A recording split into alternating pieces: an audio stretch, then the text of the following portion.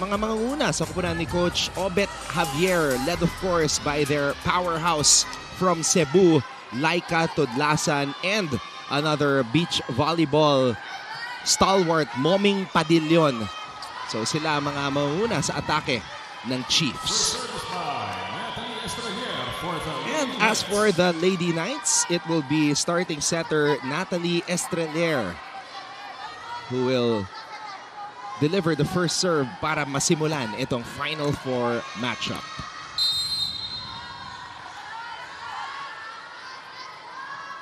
And we are officially underway. Not the way you want to start a Final Four match, Mika. Yes, Anton. Alam naman natin na yung first service din talaga yung nagsisimula. Kumbaga nagbibigay sa'yo ng tempo sa una pa lang.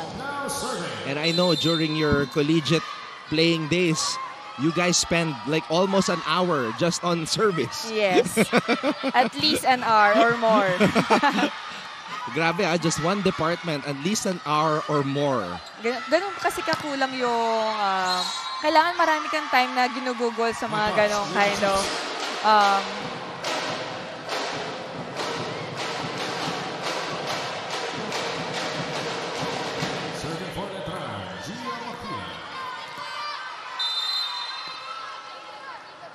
Makilang. Let's see what type of effect her entry to the starting unit will make. But Letran is off to a shaky start here. Maaga ring ina-activate dito, Masig, yung kanilang mga combination plays. As early as 2 points? Mabilis na yun. Usually, nagsa-start yung mga setters mag-combination play kapag mga 15, 17 points pa na. Nitura. Domasig. Back set. De Guzman down the line. Nakaabang si Lara May Silva. Judial. Ooh. Nice opposite setting there by Estrelier. Alam niya na di pa nakahabol si Tira-Tira dito eh. Di rin nakapwesto ng maayos si Tira-Tira for blocking. And that's Judial Nitura getting on the board. The number 2 scorer in the NCAA. Domasig to Tira-Tira, the rookie tandem. Great timing by Tira-Tira, but I think there is a net touch. Oh, sayang yun. Maganda yung connection ni Tira-Tira at ni Domasig dito. Mika, naalala mo pa ba yung first ever Final Four match mo? Saan? Madami na kasi. Sa collegiate level. Yung kaba na nararamdaman mo, yung emotions, because we have several rookies here playing in their first Final Four match. Yes, actually with the help of my seniors, sila talaga yung nag-guide sa aming mga rookies that time. Kami ni Ara Galang, na lagi kami nire-remind na huwag niyong isipin na big game to, just like any other training day. Diba? Mas makakagalaw ka ng maayos kapag ganun yung mindset. Well, for us. So right now, we have Sam Tira-Tira, Catherine Domasig, and Vanessa Sari playing in their first Final Four match in the NCAA. And to think na rookies pa lang sila, ganyan na sila gumalaw. Ako kasi hindi ko ma-imagine na ganyan ako gumalaw that time. I think you did fine, Mika. If my memory serves me right. Iba yung generation ngayon. Iba yung mga rookies this time. Ang gagaling nila. Hands down. And right now, sa nakikita ko si Domasig, the Arellano setter, sinabi mo nga kanina, dalawang combination play, and then yung underhand twirling set niya, and helping out with a block on Sari. This is a good start for Domasig. An all-around player. This is Kat Domasig. She can block, she can dig, she can... Baka kulang na lang, mag-receive na lang siya. Wow. At si number 1 scorer, Vanessa Sari, ang na-block ni Catherine sa pagkakataon na yon. So that's a big boost to her confidence. Oh, yes. But of course, bibigyan pa rin. As always. Oh, wow! Tuloy-tuloy ang arangkada ng Arellano dito. And you can see that they are really enjoying this game. What a play by Catherine Domasig. Parang hindi niya first Final Four match. I know. As early as now, pinapakita niya na kailangan bantayan niyo ako dito sa harap. And an ace. Wow. Arellano off to a blazing start here in this match. And Anton, I think kailangan talaga lakasan ng Arellano yung kanilang service para pagdating sa kanilang side naman, makapag-play sila ng maayos. And I'm actually pretty shocked because 2 beses nang nakascore kay Gia Makilang ang Arellano. Considering that Makilang is one of the best diggers and receivers here in the NCAA. Oh, yes, yes. Magaling siya magbasa sa depensa. Pero 2 beses na siyang napuntosan dito. So that's very shocking. Arellano with a 2-point lead. Sari, jump serve. Domasig to Laika. And Laika Tudlasan breaks down the wall. Arellano up ahead 8-5, and when we come back, we will have the first report of Aliyah Fedeliaga.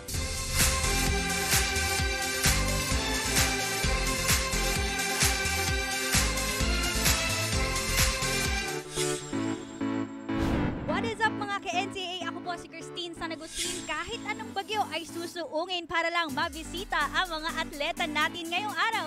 Nandito tayo sa University of Perpetual Health System Data para syempre suportahan ng ating mga atleta at panoorin ang kanilang pep rally. Stage is ready. Let's give it up for our athletes.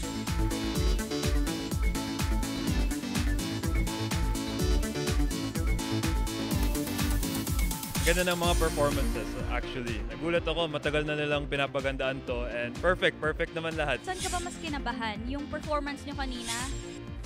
Mga kapuso, nakatutok pa rin kayo sa Final Four ng NCAA Season 100 Women's Volleyball Tournament. Anton and Mika, what's different about Arellano this time around? Ayon kay Laika Tudlasan, last season di namin hawak ang pagpasok namin sa Final Four, but this time, pinaghirapan namin ang lahat. And now the Lady Chiefs are more united than ever and equipped with the maturity to handle the mind games of a high-stakes match. Across the net, super rookie Vanessa Sari, who is making her first Final Four appearance, shared that she is not letting the nerves get to her by prioritizing mental preparation and meditation so she can focus her energy on leaving everything she's got on the court.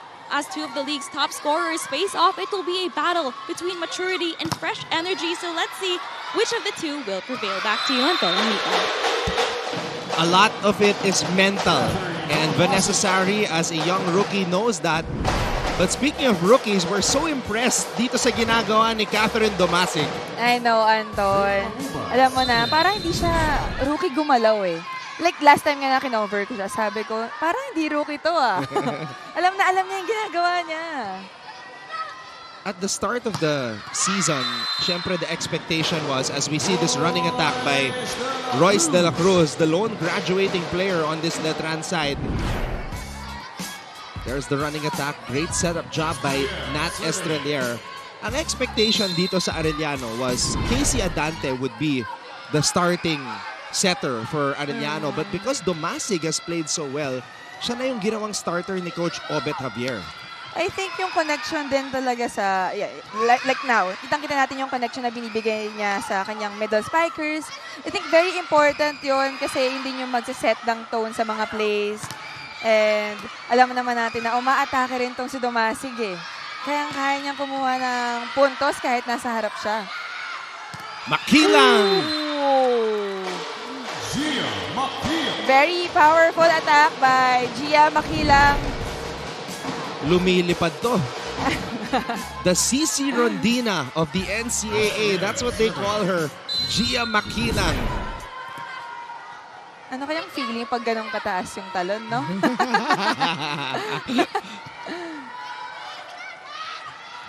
Oh. Laika pushing the ball to the Letran side. Here's Gia again. This time, Gia trying to go for a check. Sarado. Puntos na naman para sa Letran. Great timing by Nitura. And De La Cruz there. Saradong-sarado yung down the line block.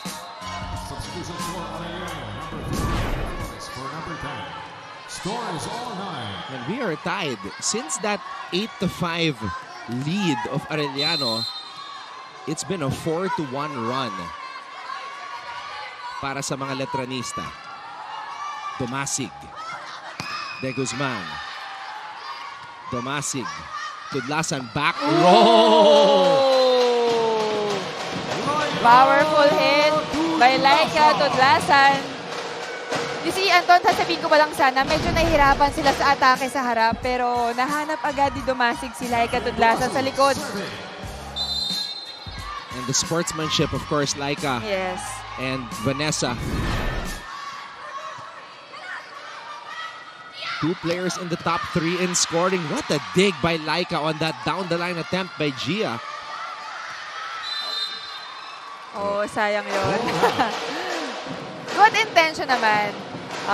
Itatry natin na pahirapan yung kabilang team. Pero syempre may mga times pa rin na hindi nako-control, tapos may mag-out na ganon. At ang pinaka-okay talaga is maka-recover from it agad.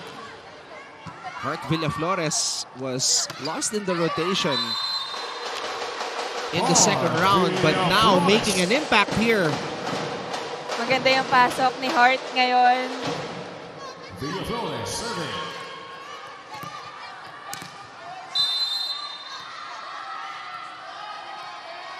Kumbaga, yung pagpasok ni Hart Villaflores nasa contingency plan ng Yes. Letran because they have to prepare for lineup changes. Yes. And mahirap din yun, Anton, kasi kapag nag-prepare ka sa isang player, aaralin mo yung timing niya, saan siya madalas pumapalo, pero kapag biglang iba yung pinasok ng coach, medyo mag-iiba yung tempo. Kaya dapat ready pa rin kahit sino yung ipasok. Silva, excellent pass. De La Cruz, De Guzman. Oh! And Domasig apologizing to Coach Obet Javier. The intention was there. Kasi nakikita ko rin yung mga ibang setters na ginagawa nila yung take pass, yung pag-set nila ng gano'n. Siguro mali lang yung decision making niya that time, pero the intention was there. And Judiel Netura, one of the very best at those difficult angles. Nakakuha ng puntos sa pagkakataon na yon. Domasig. Oh, wow, what a save. Na ibalik pa sa side ng Letran. And here's Sari. Laika naman. Pablo. Domasig. Makilang gets the ball in the air. Oh, no. It's still alive. Domasig to Sam. Tira-tira. Grabe yung connection talaga ni Domasig and ni tira-tira dito. Alam mo, sa ginagawa ni Catherine Domasig dito sa set number 1, we can come up with an awesome plays list. Yes. That's all Catherine Domasig. Nakikita mo, sumisilip talaga siya. Nasaan si tira-tira? Okay, bibigay ko dito. No rookie jitters in the Final Four whatsoever. And makikita mo na kahit nagkaka-error siya or nagkakapuntos yung kabilang team, very composed pa rin siya eh. Netura serving. Judiel Netura. Oh, too strong.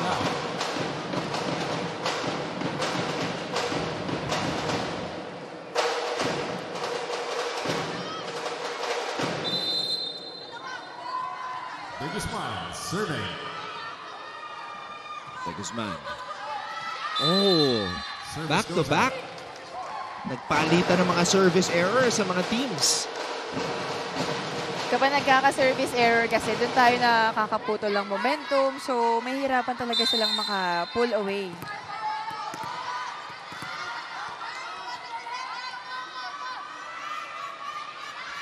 Sari. Domasig. Tudlasan gets roofed by Gia Makilang. My goodness. Ang ganda ng basa ni Gia sa combination play dito. Score is 140. Alam mo yung timing ni Gia na kahit hindi naman siya ganun katangkaran, maabot at maabot niya sa loob na yung bola eh. Somebody once told me volleyball player blocking is all about timing. Oh yes. Mangubat running attack. Great connection by Mangubat. And Domasig here. Alam mo, tingin ko, kung doon lang sila kumbaga, ma-focus yung ganyang connection, malaki yung chance nila na makalayo na score dito. Ceballos setting it up. Silva, great pass. Back row for Sari.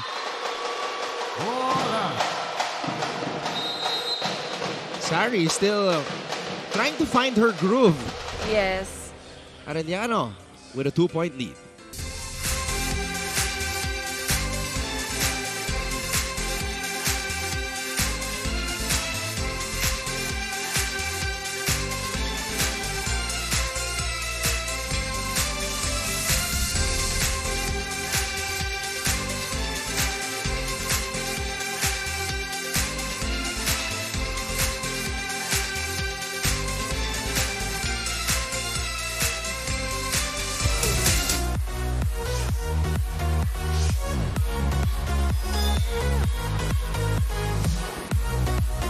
She is one of the top scorers and deadliest spikers here in NCAA Women's Volleyball. She hails from the Queen City of the South, the high-flying Laika Tudlasan.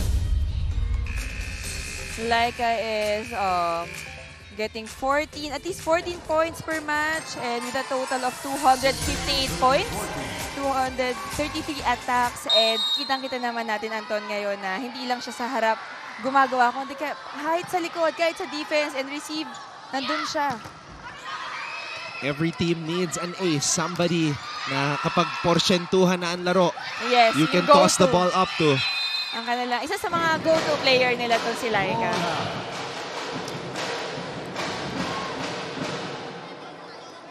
Arellano trying to hold on here. Their men's team was able to hold on and force a deciding match, beating Mapua in 4 sets. Kanina sa ating unang laro, Domasig. Puntos na naman. Good tip by Mangubat there. Gusto ko talaga yung hinahanap ni Domasig si Mangubat na lalo na kapag mga 2 spikers lang yung nasa harap kasi dalawa lang din yung pagpipilian mo eh. So, pinupuntusan niya rin talaga. Binibigyan niya ng porsyento, kumbaga, si Mangubat. Grabe tong si Domasig. Parang sanay na sanay maglaro sa Final Four. Balik ang bola sa left-hand side. Makilang with the push. De Guzman pops it up. Domasig binigay kay Hart. Drop ball. Estrelier, papalo, check out. That's outside. Great connection there na kahit yung mga setters nila, kayang umatake. Iba na talaga yung breed ng mga players ngayon. Pinupuri natin si Domasig, sabi ni Estrelier. Eh, paano ako? Kaya mo rin pumalo.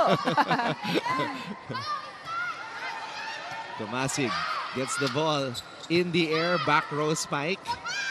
Gia. Gia Makilang has come to play. Medyo hindi kasi nagiging effective yung mga drop balls ni Gia kanina. So ngayon, may kakaunting space sa down the line. Kaya nakita niya yun. Doon niya nilagay yung palo niya. Grabe, hirap nun. 17 all. Crucial juncture here in this opening set. Laika. Oh. Meron talagang option si Domasig na kapag hindi naging effective sa harap, sa outside spiker, si Laika talaga yung nahanap niya dito sa likod. Laika wishes that she could get that one back. Kitang-kita sa spiking form niya. Talagang nanggigil. She really wanted that so bad. Makilang. Domasig. Villaflores. One more time for Villaflores. Back to Laika. Estrelier. Judiel with the drop. Domasig, papalo. Vanessa was there. Back set. Judiel again. Wow. Domasig will spike. Wow, pati mga setters natin pumapalo. Both lefty setters. What a show. Makilang. Oh! right down the middle. What a great attack by Gia Makilang. Kitang-kita mo yung celebration ng players nila eh. Kita-kita sa'yo na ayaw mo lumaban eh.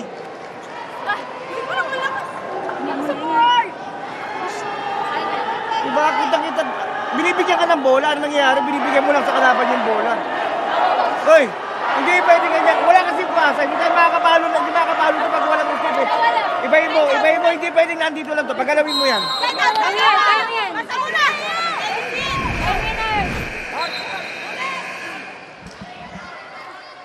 So, alam niyo yung mga posts sa Instagram na as of late. So, as of late, Letran getting double the points of Arellano. Kaya nangunguna na ang Lady Knights dito. 19-17. Actually, Anton, ang ganda rin ng blocking ng Letran. Itong latter part na nagpo-force nila yung Arellano na magka-error. So, mad respect to the blockers of Letran. Sabi nga rin ni Coach Obet sa timeout nila na kailangan magkaroon sila ng steady na first ball para maka-execute si Domasic ng play for tira-tira. Kasi alam naman natin na isa siya sa mga go-to, lalo na kapag siya'y nasa harap. Yung efficiency niya sa pag-atake. Estrelier, back set to Judiel. Oh! Inside. Nice! Nice attack by Judel. Let's see this replay. Her sister, Shaina, is set to take off with the national team, but Judiel Nitura is flying here in the NCAA. Oh! Sari. Parang may check ball. Ay, wala. Parang tinatry ni Vanessa Sari na padaanin sa taas eh. Alam mo, may mga terms sila ngayon na high hands. Okay. Yung hindi naman nila papaluin sa gilid, sa down the line and cross court, pero may papaluin nila sa taas. So, ang tina-target, like the tips of the fingers, Yes. correct? Or if a flat ball nila, Okay. para, kasi yung libero na nasa zone 5, mahirap kunin yun eh, sa zone 6 eh. So yun na yung mga bagong mga tactics ngayon. So, sumakses. At sumakses na naman. Teka. So, back-to-back points for Sari. Wait. Parang, uminado naman si Vanessa. Merong net touch. Actually, sa after ng palo ni Vanessa, tumingin siya agad sa first Okay. referee. Parang, oops. Okay, nahuli ako.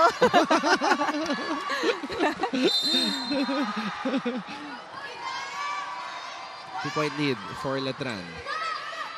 Estrelier to Sari. Oh. Great timing by Pau de Guzman. Yung variation ni Sari ng atake dito, medyo nababasa ng Arellano. Sabi ko ba kanina walang excited? You have to do good. Right motivation. Do you understand? We need right motivation. We have to do good. That's minor details. Sige, I'll take it. Pero next time, we have to think good. Okay? Again, look! Sabi sa'yo, best performance pag transition eh. Now, again. Quicker! Sige, quicker! Doon pumunta! Sasama! Meron ka dito, ha? Uy! Ate, Meron receive ka, muna ha? tayo! Sari, gusto ko marinig, hinihingi nyo talaga. Receive muna tayo! Okay. Ready ba? Yung emotions talaga sa mga gantong times na pag nare-remind ka ng coach na huwag kayong masyadong excited. Siyempre, di ba, medyo gigil ka pa eh.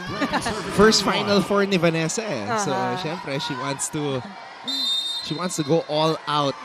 Pero napansin nga natin sa kanya dito sa first set, medyo shaky pa. Yes. This is not the usual dominant Vanessa Sari na napapanood natin. Laika. Domasic to De Guzman. Silva. Wow. Naset-up pa niya. Para kay Judiel. Now, Sari. Domasic. Oh! What a play by De Guzman. Smart play by Pau. Alam niya na walang tao sa corner eh. Score is all 21. Ready na for draft night sa linggo. Meron tayong Casey Adante, setter, and Pau De Guzman, opposite hitter. Their names are among the applicants and draftees. Judiel Litura. De La Cruz serving. Si Judiel, steady lang, no? Yeah. Kalmado lang. She's just very chill. Pass mo yung bola, ako bahala dito. 1-point lead for Letran. Laika. Estrelier to Sari. Oh! Header by Sayang yung defense doon ni Domasig. Nabitin lang si Sam. Pero gandang tapik sana yon. Yeah. Medyo may konting gigil pa rin si Vanessa ngayon. No? Makikita mo sa face niya eh. Hindi nga ito yung parang usual niya na galawan. Feeling ko sobrang excited nga. Excited. Yun yung sabi ni Coach Oliver. Yeah, excited. Meanwhile, si Judel naman, excited rin naman siya. Pero nakikita mo na, composed. 7 points already, Mika, for Judiel. Arellano University. Yung bola, napaka-simple. Bakit hindi natin nakuha? Oh. Uy. Lagpas sa kanya yung bola. Dapat nakuha mo yun. Lagpas sa kanya, sa likod niya, Sino ba nasa unahan? Ikaw. Eh, sabi ko nga, ang tingin lagi sa bola lang. Nakatingin na naman tayo sa ka-teammate. Umaasa na naman tayo na sila kukuha ng bola, Kaya ganun nangyayari,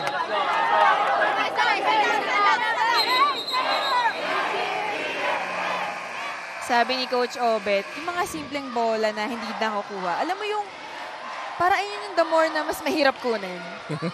Kasi pag ginugulangan ka, hindi mo ina-expect din sometimes na, kaya niya tong gawin. So, nagmumukhang simple. And yung quote na yon, simple lang pero bakit di natin makuha? Yes, totoo. Yun yung laro ni Judiel Netura eh. Placing. Whoa! Nabati natin si Judiel.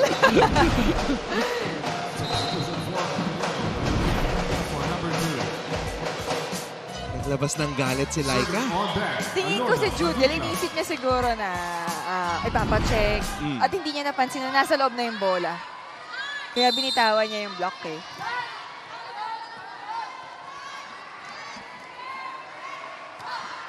Letrando is at set point. Vanessa. Oh! Attack error. Costly error for Letran. I think Medyo mababa na yung contact dito ni Vanessa eh. Pagpituin mo yung ginagawa mo. Bebe, approach ka, Mars. Di ka nag-approach. Sige lang. Okay, we have to do good. Pag na-block ni Kukomer sa atin Oo, sige. Ano di ba sabi? There will be troubles. But you overcome it. You can overcome it. You can overcome it. Naintindihan. Pangalawa, kailangan huwag mo lang let up sa ganun. Hindi naman natin pumipito yung referee para bitawan Sabay. One good up. One good up. Go, Haribon! May mga options natin pwede sa'yo. Pero own it. You have to own it. I like how Coach O reminded Sari na kaya mo yan. Siyempre, alam niya na rookie to, na medyo excited nga. At medyo nawawala nga siguro siya sa rhythm. Makahinahanap niya pa rin until now.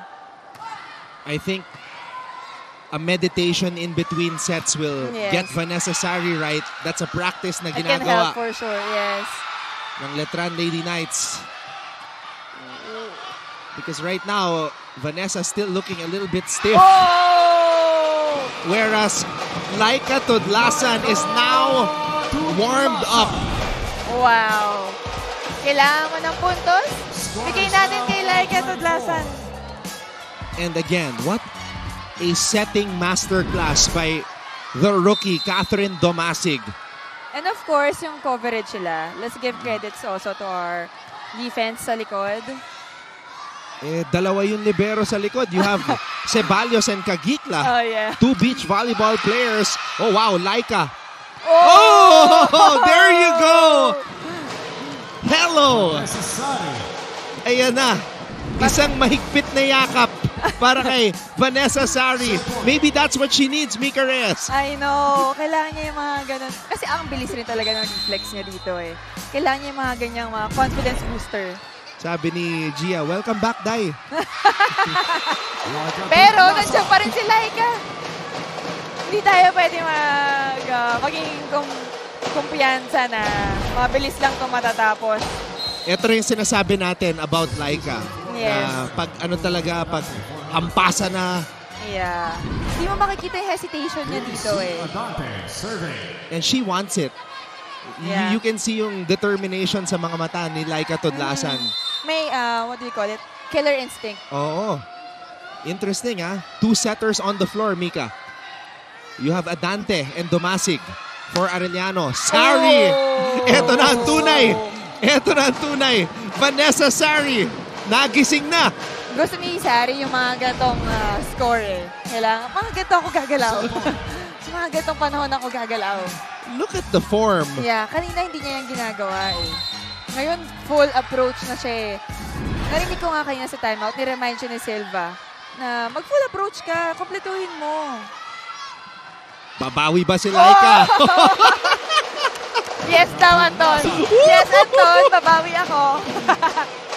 This is Final Four Volleyball. I know. Welcome, welcome, welcome. The stars have come out to play. But Anton, nasa likod na si Laika ngayon. Pati si Vanessa. Yes. Magbaback row to. Tingin ko magbaback row to. Ito na. Pamalakasan na. Pero may Gia Makilang sa harap. One more time for Gia. Oh! Walang problem kung nasa likod si Vanessa. Nandiyan naman si Gia sa harap. You can really see in her approach na gustong-gusto niya talagang patayin yung bola. And kanina niya pati niya target yung down the line na yun.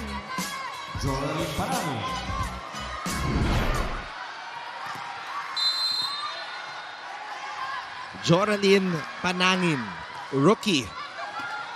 First Final Four match for her. Oh! Gusto ko yung walang hesitation si Domasig magbigay ng ganitong play sa kanyang middle spikers. Kanina nga naalala ko, sa mga ganitong atake ni Mangubat, kailangan talaga nila yan.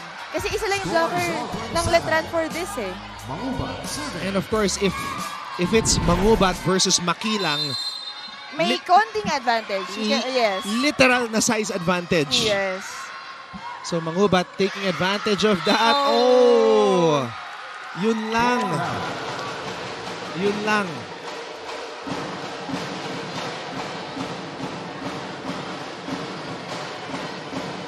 Sa puntong ito, yung mga errors na ganyan, sobrang sakit. Yes. Hindi nila kailangan yung mga ganitong errors.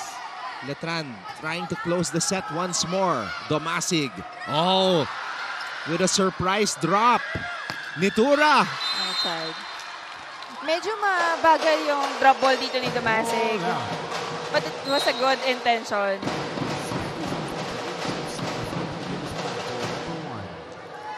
Three spikers in front for the Lady Chiefs here. Let's see kung mama-maximize ni Domasig ang kanyang mga attackers. Makilang. Oh. Again, Gia Makilang puts Letran at set point. Yung atake ni Gia Makilang dito, hindi niya binabaon eh. Naghahanap siya na kamay ng mga blockers, tas dun niya ipapacheck. 7 points for Gia. Vanessa Sari in front again. Oh, that was so close. Eto na, watch out for Sari. No! Judiel! Oh. Judiel Nitura. Everybody was expecting Vanessa Sari dahil umatras na si Vanessa para makabuelo, but the only person on the floor who knows where the ball is gonna go is the setter, Nat Estrelier, giving it to Judiel Nitura. Letran takes set number 1, 30-28.